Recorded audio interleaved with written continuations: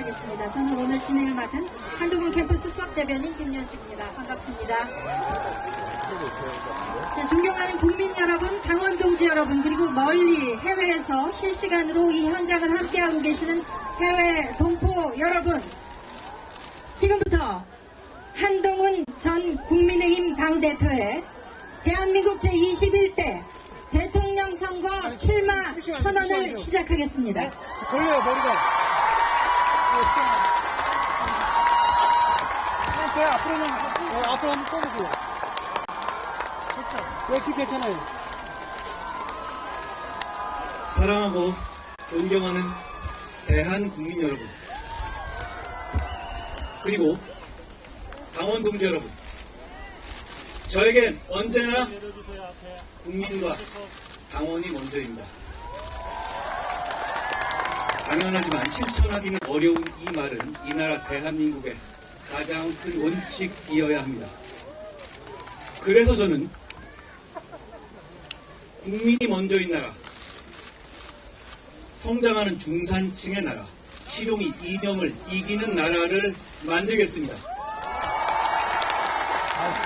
오직 뒤에 나와요. 그 마음 하나로 정치교체, 시대교체, 세대교체를 이루겠습니다. 저는 제21대 대통령 선거에 출마합니다.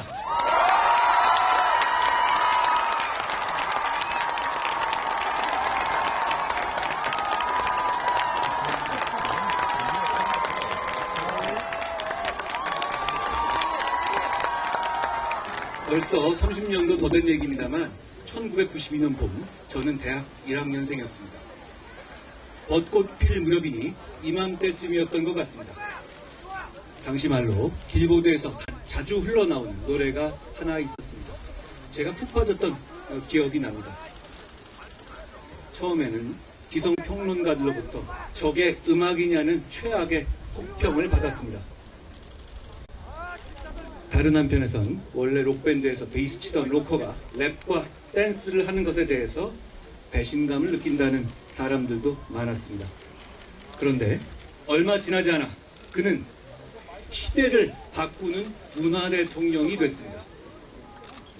가수는 서태지, 노래는 난 알아요였습니다.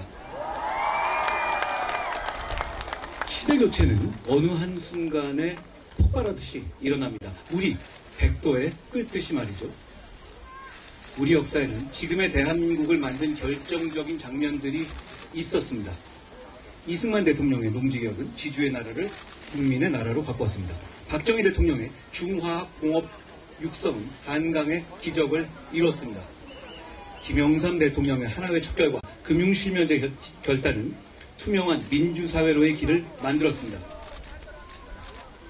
이 모든 것은 대한국민의 피, 땀, 눈물 덕분이었습니다. 뛰어난 리더십이 있었기에 가능했습니다. 대한국민 여러분, 우리는 위대합니다.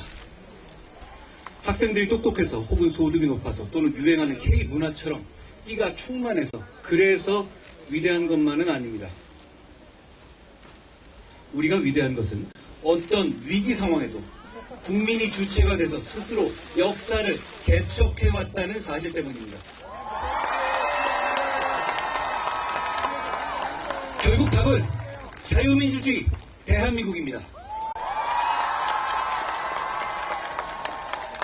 여러분, 인간의 가치 중에서 비교적 덜 중요한 것들을 하나씩 지우다 보면 마지막에 두 가지가 남을 것 같습니다. 하나는 스스로 자신의 삶을 선택할 만큼 자유로워야 한다는 것이고, 다른 하나는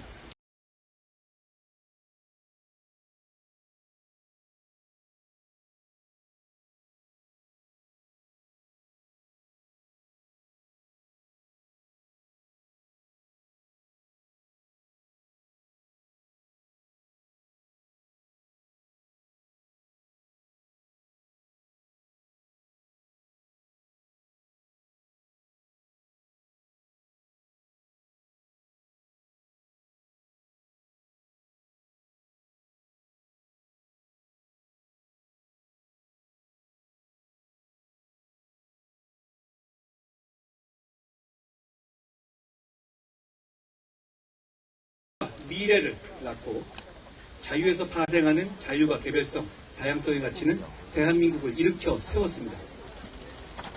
그 결과 반세기 만에 우리는 산업화와 민주화를 동시에 성취한 유일무이한 국가로 우뚝 섰습니다. 대한민국이 특별한 것은 우리 스스로의 운명을 주권자의 의지로 개척해왔다는 데 있습니다. 다시 우리는 새로운 시대의 부름 앞에 섰습니다. 우리 손으로 미래를 결정한 선택의 순간입니다.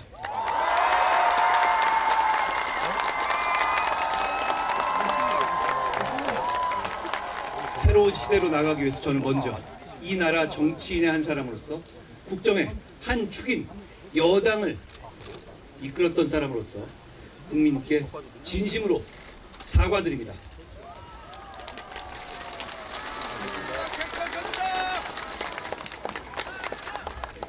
국민께 죄송하다는 말씀을 드립니다. 우리 정치에 상식과 이성이 마비된 광풍이 몰아치는 사이에 기본적인 원칙도 절제의 미덕도 사라졌습니다. 오직 서로를 물어뜯고 상대를 쓰러뜨리려는 정치가 온 국민을 갈등과 분열로 몰아넣었습니다. 그 과정에서 벌어진 비상계엄과 30번의 탄핵은 헌정 질서를 무너뜨리고 우리나라가 이런 나라였나 할 정도로 국민의 자존심에 크나큰 상처를 냈습니다. 헌법재판소가 지적한 것처럼 30번의 탄핵소추와 일방적 법안 처리를 남발한 이재명 민주당의 책임도 대단히 큽니다. 국민 여러분, 헌법재판소의 탄핵 인용 결정으로 이제 남은 것은 이재명 대표뿐입니다. 그가 형사법정에서 심판받기 전에 우리 국민은 그걸 기다리지 않고 이번 선거에서 심판할 것입니다.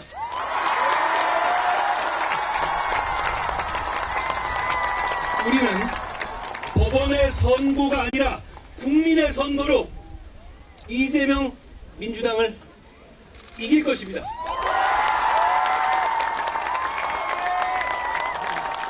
국민 여러분, 우리가 이깁니다.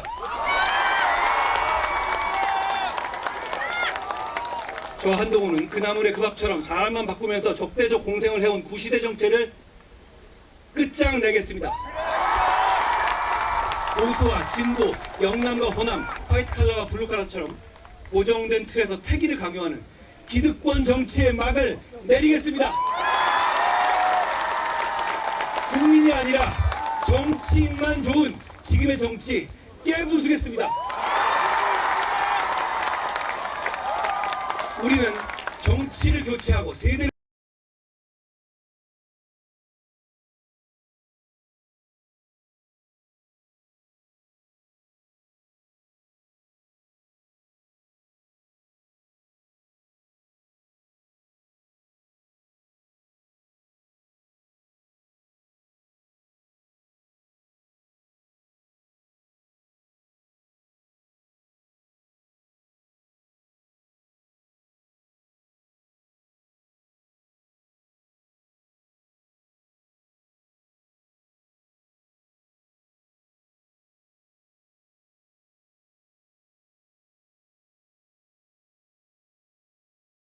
만들어서 어느 한쪽이 지역주의에 기대어 다 가져가지 못하게 하겠습니다. 그래야만 극단의 정치를 깰 수 있습니다.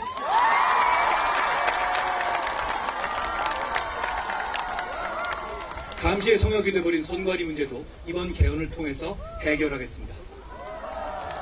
나라를 위해 헌신한 영웅들을 차별하는 이중 배상 금지 조항도 폐지할 것입니다.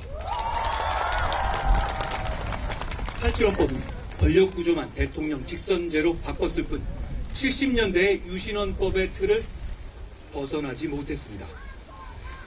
그래서 이번에는 미래를 뒷받침할 경제, 사회, 과학 등 헌법 조항도 바꿔야 합니다.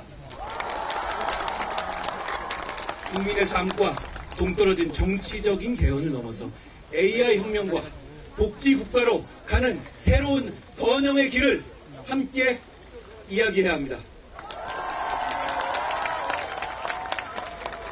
대통령과 국회의원 임기의 시작과 끝을 맞추기 위해서 저는 다음 대통령 선거와 총선을 동시에 실시할 것을 제안합니다. 그래야만 극단적 정쟁이 되풀이되는 것을 막을 수 있습니다. 아울러 이번 대통령은 3년 뒤 열리는 대선에도 출마하지 않아야 합니다. 저는 그렇게 하겠습니다. 지금까지 개헌하자는 말만 구성했지 실천하지 못했던 것은 시대를 바꾸고자 하는 의지보다 권력자의 욕망이 컸기 때문입니다. 이번 대선 후보들은 모두 책임과 희생의 자세를 보여야 합니다. 그래야만 시대를 바꿀 수 있습니다. 그래야만 우리 미래를 밝게 할 수 있습니다. 저는 새 시대의 주인공이 아니라 구시대의 문을 닫는 마지막 문지기가 되겠습니다.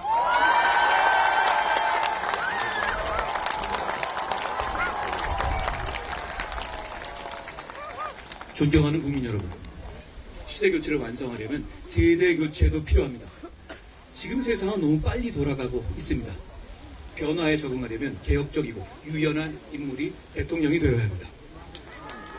참모들이 써준 보고서를 머리로만 이해하는 대통령이 아니라 일상의 삶에서 변화를 경험하고 미래 방향과 문제의식까지 읽어낼 수 있는 대통령이어야 합니다. 저와 한동훈이 바로 그런 대통령이 되겠습니다.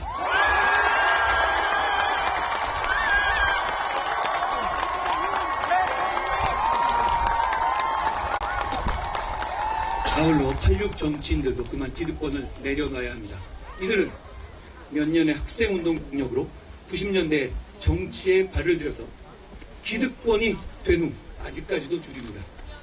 그러나 당시 여러분 같은 중산층과 넥타이 무대가 없었다면 민주화에 평생을 바친 김영삼 전 대통령 같은 위대한 정치 지도자가 없었다면, 그리고 무엇보다 이제는 생활인으로 돌아간 다수의 86세대가 없었다면 민주화는 요원했을 것입니다.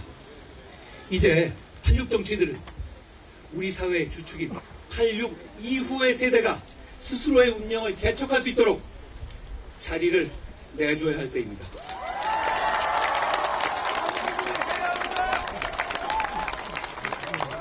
우리가 이런 시대 교체를 통해서 만들려는 나라는 너와 나, 우리 모두가 행복한 나라입니다. 누구나 노력하면 원하고 꿈꾸는 삶을 살아갈 수 있어야 합니다. 그러기 위해서는 무너진 계층의 사다리를 세워야 합니다. 다시 청년들이 꿈꿀 수 있고 중장년층은 내일의 희망을 가지며 어르신 세대들은 미래를 걱정하지 않는 나라를 만들어야 합니다. 국민이 느끼는 삶은 여전히 힘든데도 통계상 그 정도면 괜찮다며 무책임한 말을 하는 대통령은 되지 않겠습니다. 정치가 국민을 보듬고 국민이 정치를 걱정하지 않도록 여러분의 소중하고 평화로운 일상, 아주 고통의 하루를 지켜드리겠습니다. 아침에 눈을 떠서 출근하고 저녁엔 가족, 친구들과 식탁을 마주할 수 있는 그 평범한 하루가 온전히 행복할 수 있도록 하겠습니다. 국민 한 분 한 분의 아주 보통의 하루가 지켜질 때 정치도 정책도 의미가 있습니다. 저 한동훈의 정치는 거창한 구호보다 바로 그 보통의 하루를 지켜내는 데서 출발하겠습니다.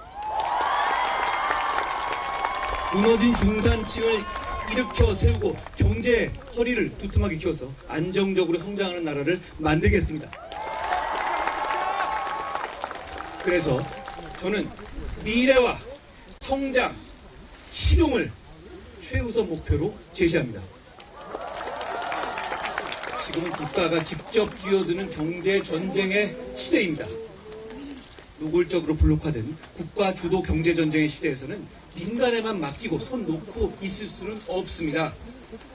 작은 정부가 아니라 강력한 리더십을 발휘할 유능하고 좋은 정부가 필요합니다.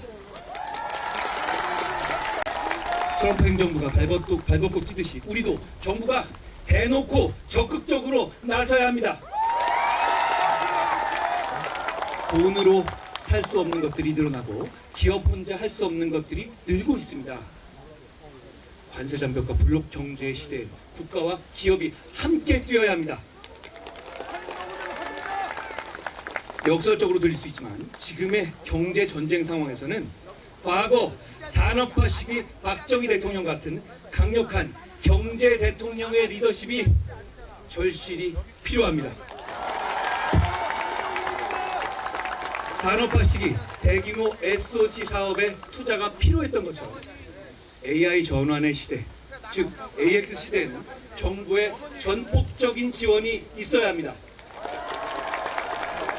그래서 저는 경제 전쟁에 임한다는 각오로 워룸을 만들겠습니다. 소규모 스타트업부터 대기업까지 시장 참여자들이 원하는 혁신을 이루겠습니다. 대통령이 직접 경제 사령탑이 되겠습니다. 변화의 속도가 빠른 시대에 발맞춰서 과거 5년 단위가 아니라 미래 성장 2개년 계획을 입안하고 실천하겠습니다. 반드시 성과를 내겠습니다. 민간의 자율성도 최대한 발휘되도록 혁신 생태계를 조성할 것입니다.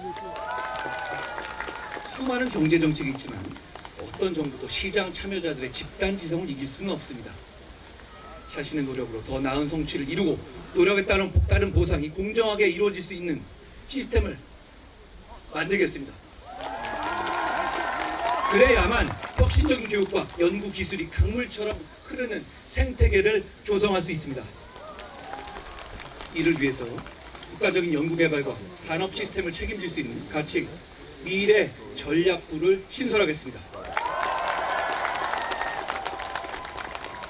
산업혁명은 인간의 체력을 극복했고 AI혁명은 인간의 지력을 극복하게 될 겁니다. 여러분, 우리는 산업혁명에 올라타는데 실패해서 나라까지 뺏겼습니다. AI혁명에서는 반드시 우리가 주인공이 되어야 합니다. 이건 우리 모두의 역사적인 사명입니다. AX 시대는 산업혁명보다 훨씬 큰 격변기입니다.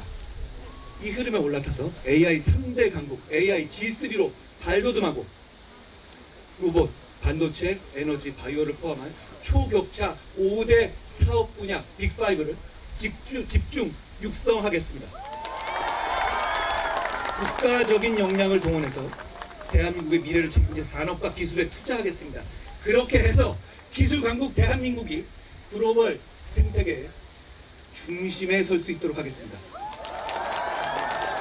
이를 통해서 국민소득 4만 달러, 중산층 70%의 시대를 만들겠습니다.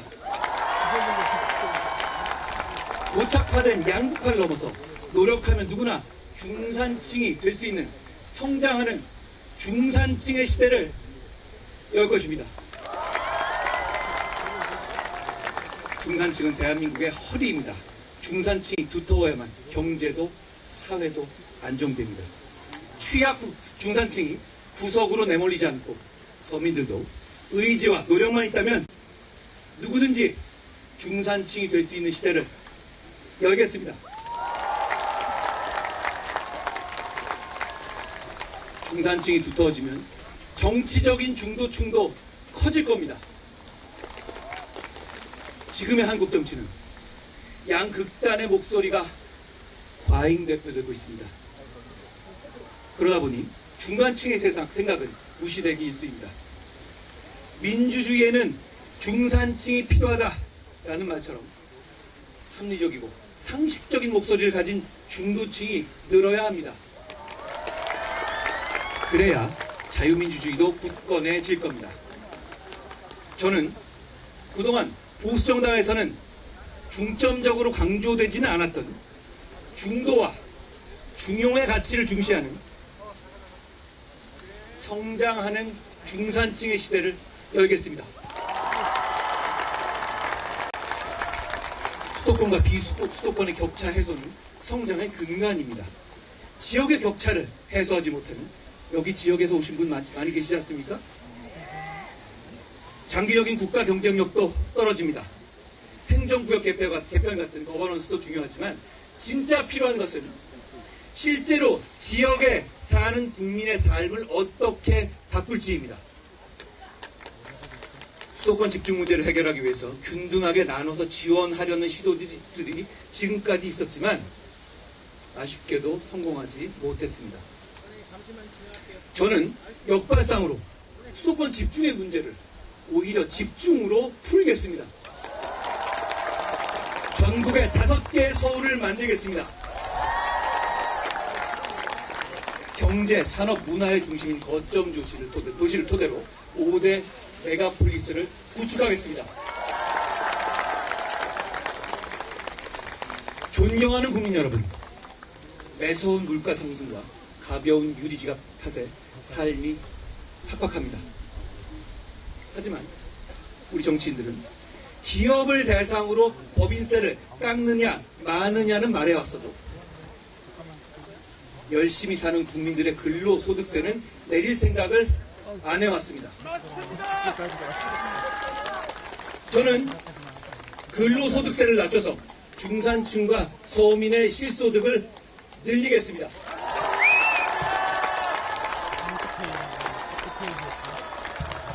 근로소득은 자신이 노력한 만큼 버는 것이기 때문에 근로소득을 낮추면 계층의 이동에도 도움이 됩니다. 치솟는 물가도 잡겠습니다. 물가 인상을 압박하는 가장 큰 요인은 에너지 가격입니다. 저는 에너지 영역에서의 과도한 PC주의를 걷어내고 에너지 가격을 안정시키겠습니다. 그래서 물가를 안정시키겠습니다. 민주당 정부가 해왔던 재생에너지 위주의 정책은 우리 여건에 맞지 않습니다. 과감하게 손질하겠습니다. 우리의 실정에 맞는 물가도 잡고 국가 경쟁력도 키울 수 있는 안전하고 평화로운 원전 정책을 실행하겠습니다. 국민 여러분, 선진국이 되기 전에 우리는 맹목적으로 성장만 얘기했습니다. 그러나 선진국이 된 지금은 성장의 목표가 분명해야 합니다. 바로 성장과 복지의 선순환입니다. 우리의 목표는 너와 나, 우리 모두가 행복한 복지국가를 만드는 것입니다. 약자 복지라는 기존의 패러다임을 넘어서 중산층도 함께 누릴 수 있는 모두의 복지를 실천하겠습니다.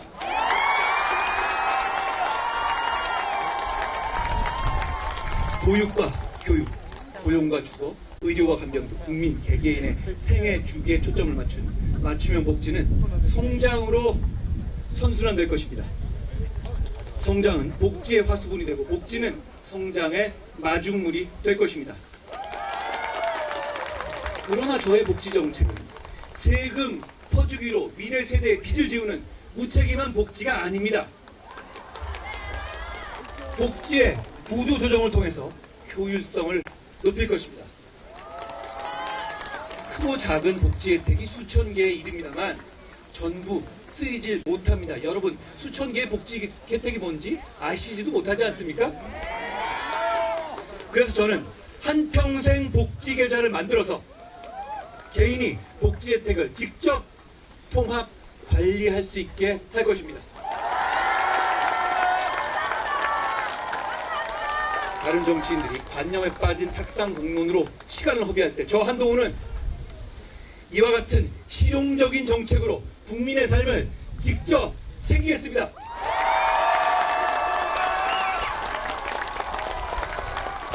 급변하는 글로벌 질서 속에서 우리는 새로운 기회를 얻어야 합니다.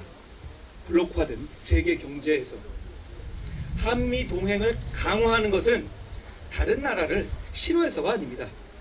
그것이 우리 국민에게 이익을 주기 때문입니다.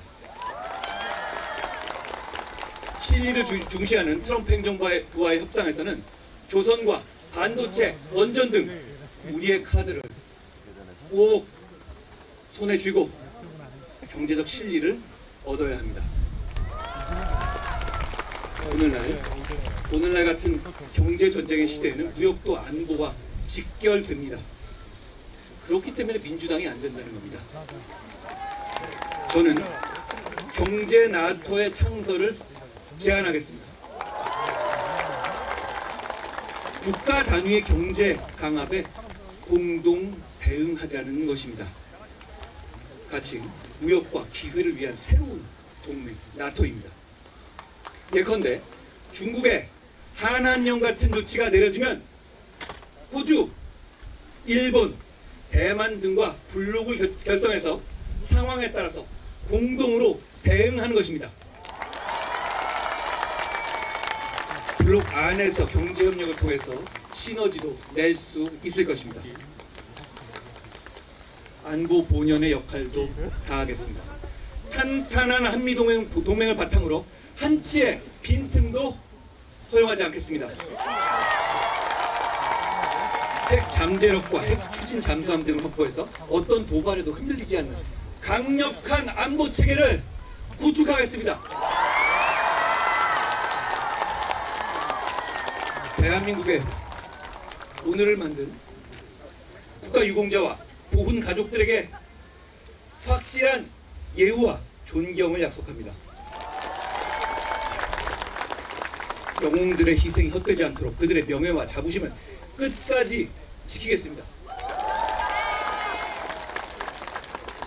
저는 공직과 정치 인생 내내 일관되게 제복 입은 영웅들을 존경하고 제대로 예우하는 것에 전력해 왔습니다. 국민이 안전한 나라는 필수입니다.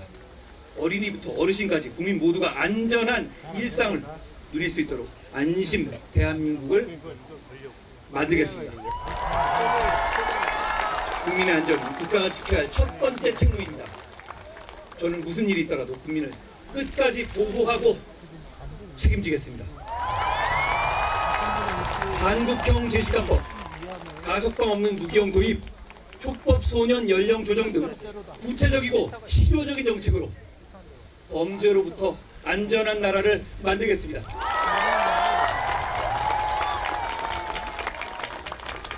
청년 여러분, 그 과정에서 억울한 분들이 절대로 생기지 않도록 무고 등에 대한 대책도 강화하겠습니다.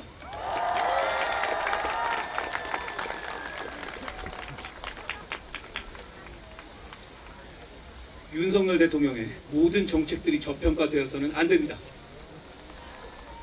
영웅에 대한 예우와 자유진영의 협력 외교를 강화한 것은 큰 성과입니다.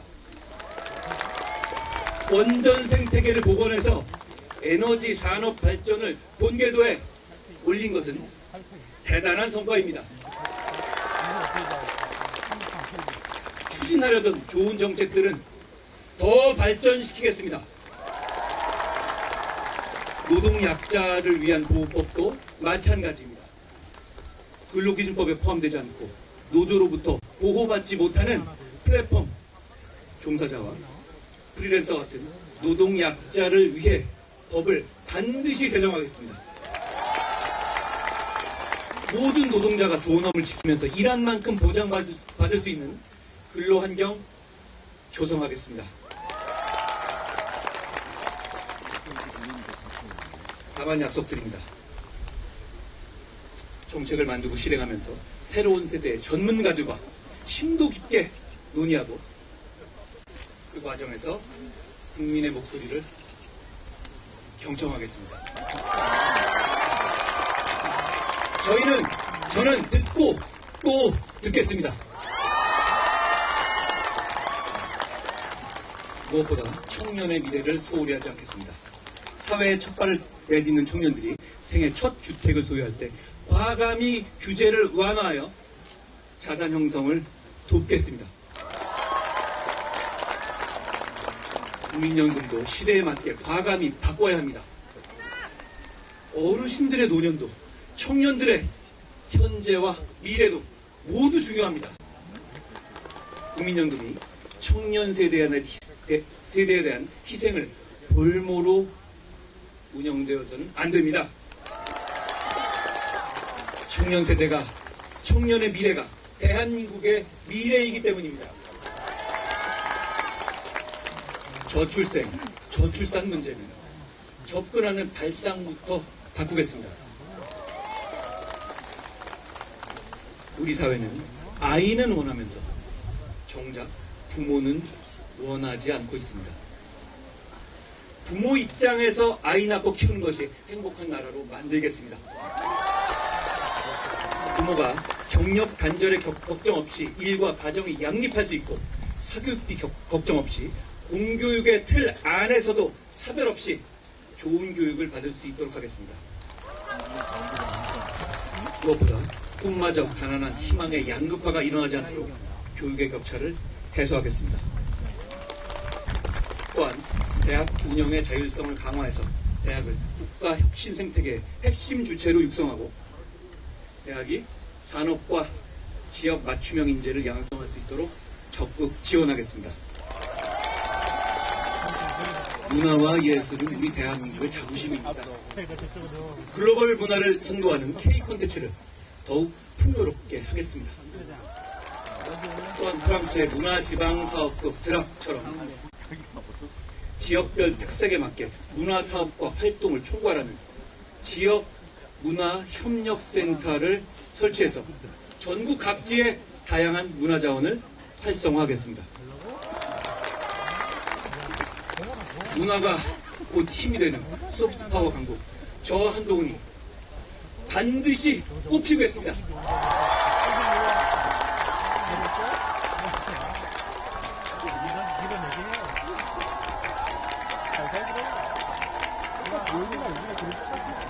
사랑하고 존경하는 당원 동지 여러분,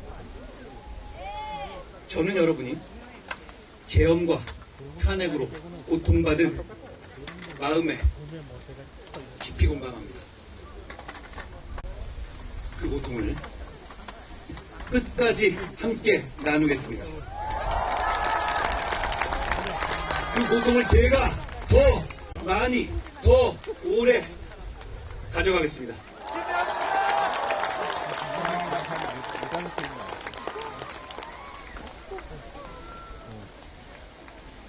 그러나 그것은 대한민국의 지향점인 자유민주주의로 가기 위한 하나의 과정입니다. 보수의 핵심 가치인 자유주의와 법치주의를 지키고 책임을 다할 때 우리는 다시 승리할 수 있습니다.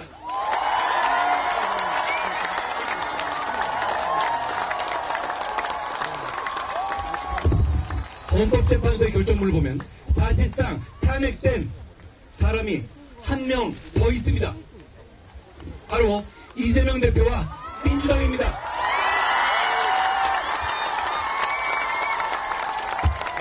여덟 명의 헌법재판관들 모두 이재명 대표와 민주당의 전횡과 횡포를 구체적으로 준엄하게 비판했습니다. 30번의 탄핵소추와 41건의 단독 입법 처리로 협치를 대한민국을 저버렸기 때문입니다. 바로 그 사람이 대통령이 되어 입법, 행정, 사법을 움켜쥔 독재 정권을 만들려고 하고 있습니다. 우리의 현재와 미래를 망치려들고 있습니다. 바로 그렇기 때문에 지금 우리 앞에 놓인 것은 단순한 선거가 아닙니다. 이건 전쟁입니다. 우리가 평화롭게 누려온 일상을 보호하고 미래를 지키기 위한 처절한 전쟁입니다. 서서 죽을 각오로 싸워서 우리와 우리 아이들의 미래를 지켜내야 합니다.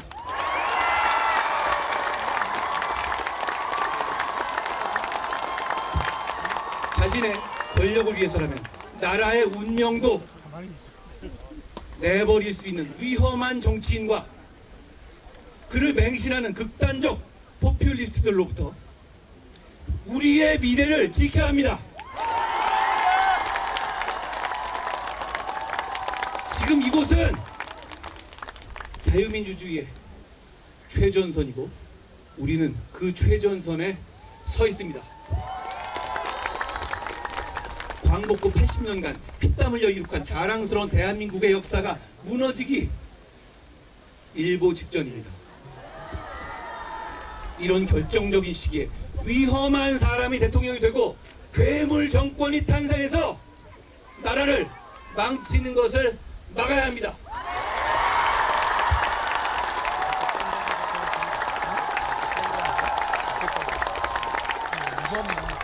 그들의 전략은 뻔합니다. 오직 비상계엄 상황을 무기 삼아서 그때 너네 뭘 했느냐며 우리를 싸잡아 공격할 것입니다.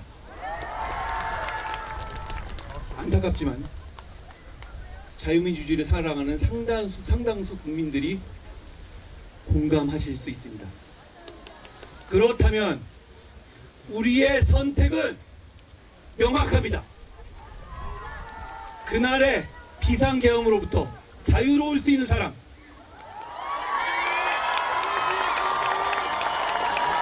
겁이 나서 숲에 숨은 이재명 대표보다 먼저 국회로 향하고 제일 먼저 국민과 함께 계엄을 막겠다고 한 사람, 저 한동훈이 맞서야 합니다. 그래야 이길 수 있습니다.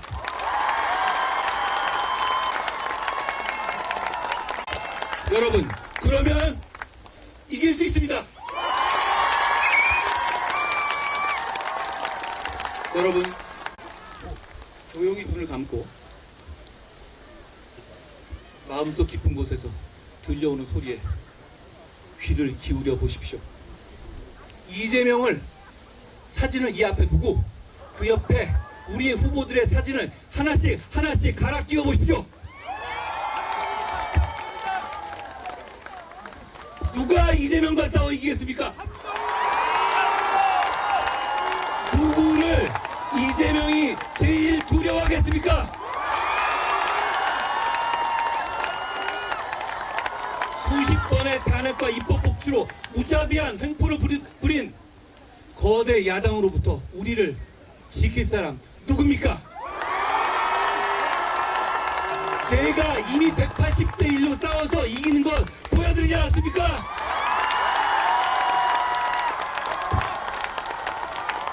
국민의 한 표 한 표는 국민의 삶과 미래를 지켜내기 위한 소중한 무기입니다.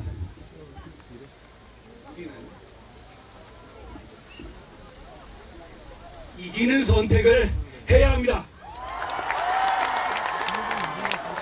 삶의 토대를 송두리째 흔들어대는 저들로부터 우리의 소중한 가치를 잿빛으로 물들이려는 가장 위험한 사람으로부터 우리의 공동체와 미래를 지켜내야 합니다.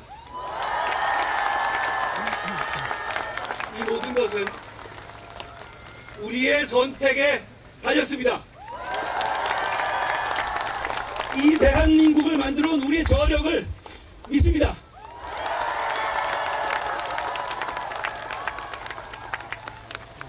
방관할 것이냐, 절망할 것이냐, 포기할 것이냐, 여러분의 손에 달렸습니다. 방관하지 마십시오. 절대 절망하지 마십시오. 절대 포기하지 마십시오. 우리가 이깁니다. 대한민국이 이깁니다. 이기는 선택은 바로 한동훈입니다.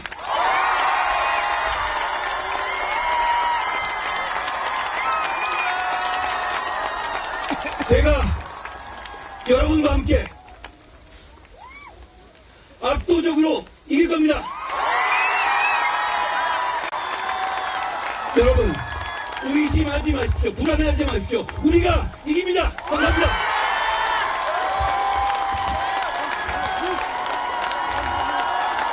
네, 감사합니다. 이 자리에 모여주신 여러분, 다시 한번 대한민국 제21대 대통령 선거에 출마 선언을 한 한동훈 전 국민의힘 당대표에게 큰 박수를 보내주시기 바랍니다.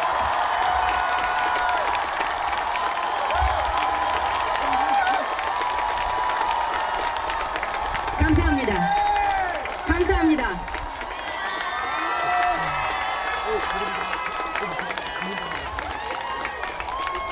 네, 오늘 정말 많은 지지자 여러분들 호응해 주셨는데 그 와중에 이 경내 규칙을 지켜주시고 무한한 자제력을 발휘하셔서 박수와 환호만을 보내주신 여러분들께 다시 한번 감사 말씀을 드리겠습니다. 오늘 함께 해주신 여러분께 다시 한번 감사의 말씀을 전해드리면서 오늘의 공식 행사는 이것으로서 마무리를 하고 이제 여기 함께 하신 언론인 여러분들과의 시간을 갖도록 하겠습니다. 함께 해주신 여러분 대단히 감사합니다. 다시 한번 감사드립니다.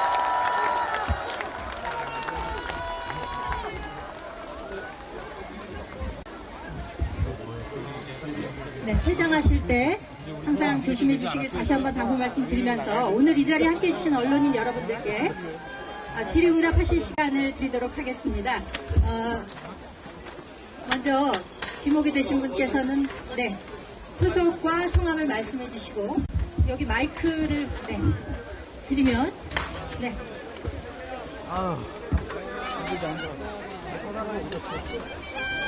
여기 있습니다. 네. MBN 이지율입니다. 국민의힘 의원들 사이를 중심으로 한덕수 대행이 대선에 출마해야 된다 이런 주장이 나오고 있는데 이에 대해서 어떻게 생각하시는지 궁금합니다. 제가 말씀드릴 문제는 아닌 것 같은데요. 저는 한덕수 대행께서 지금 이 위기 상황을 정부를 대표해서 잘 이끌어주고 계시다라고 생각합니다.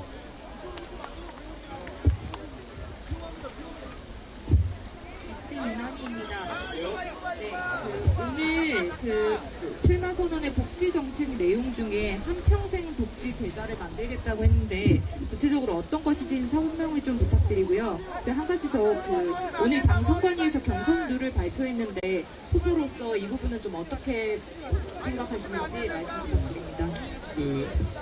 이 우리 지금 현재 복지 정책은 공급자 위주로 되어 있습니다. 지자체에서도 주기도 하고 국가에서 주기도 하고 여러 곳에서 주거든요.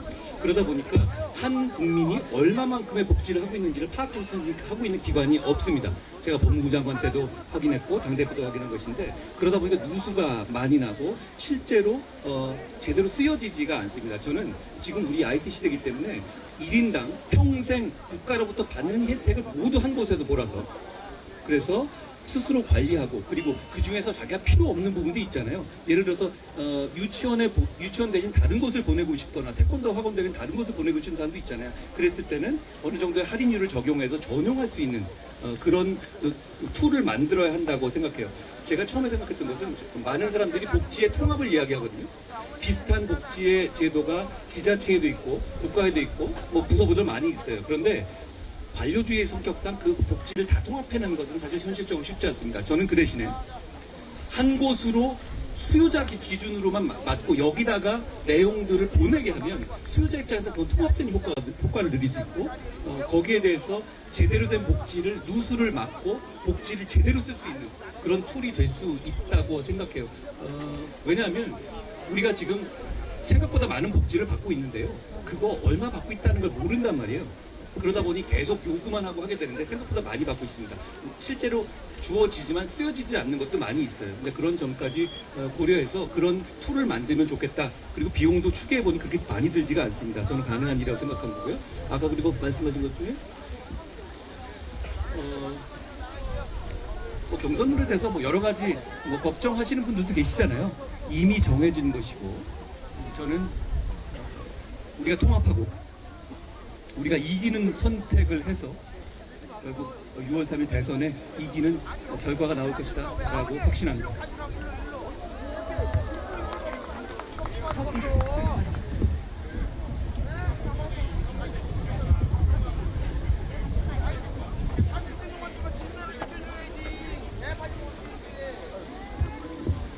제가 정확한 상황은 잘 모르겠는데요. 저는 적절한 때가 되면 저도 그 연락드릴 생각인데요. 아직 제가 특별 계획을 지금 갖고 있지는 않습니다.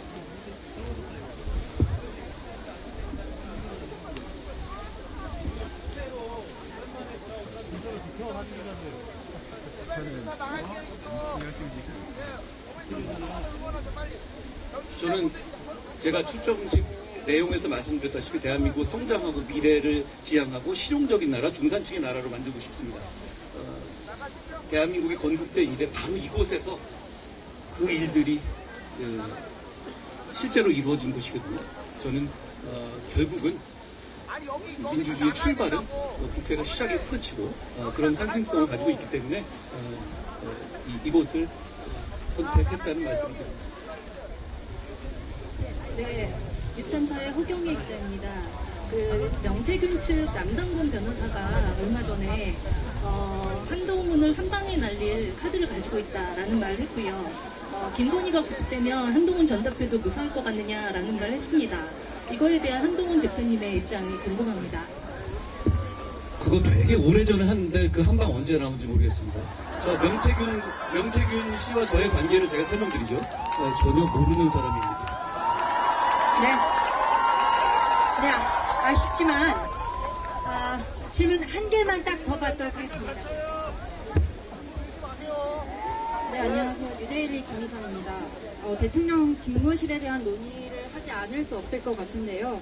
혹시 기존 용산과 청와대 혹은 세종 집무실과 같은 제3의 장소를 염두에 두고 있으신지 여쭙고 싶습니다. 저는 지금 상황에서 국민들의 이게 굉장히 특이한 상황에서 선거가 이루어진 것이잖아요. 전 지금 상황에서 정말 중요한 건 일을 얼마나 잘하고 열심히 하려는 것에 대한 각오라고 생각해요. 그 부분은 그렇게 미리 말할 얘기도 아닌 것 같습니다. 당장 정해진다고 해서 바로 들어갈 수 있는 것도 아니잖아요. 그거 미리 말할 게 아니고 저는 그 생각을 할 시간에 어떻게 하면 좋은 정치를 만들고 어떻게 하면 이기는 선택이 될 수 있는지를 생각하겠습니다. 네, 네.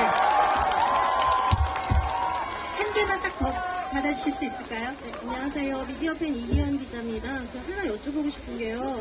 지금 대권 도전 나서신 분들 굉장히 많으신데 혹시 연대학을 하시고 싶은 후보 계신지 여쭤보면. 제가 오늘 말씀드리는 것 중에서 우리는 지금 위험한 정권이 들어서고 나라가 어지러워지는 것을 막기 위해서 누구라도 뭉쳐야 될 때예요. 저는 모두와 지금 결국은 대권 도전 선언한 우리 당에 많은 분이 계시잖아요. 그 모든 분과 연대하는 것이다. 연대하고 통합하는 것이다. 라고 생각합니다. 네, 대단히 감사합니다. 언론인 여러분들께 협조 부탁드리며 앞으로도 질의응답할 시간이 충분히 많이 있을 것으로 예상되어서 아쉽게도 여기서 마무리하도록 하겠습니다. 함께해 주신 여러분 감사합니다.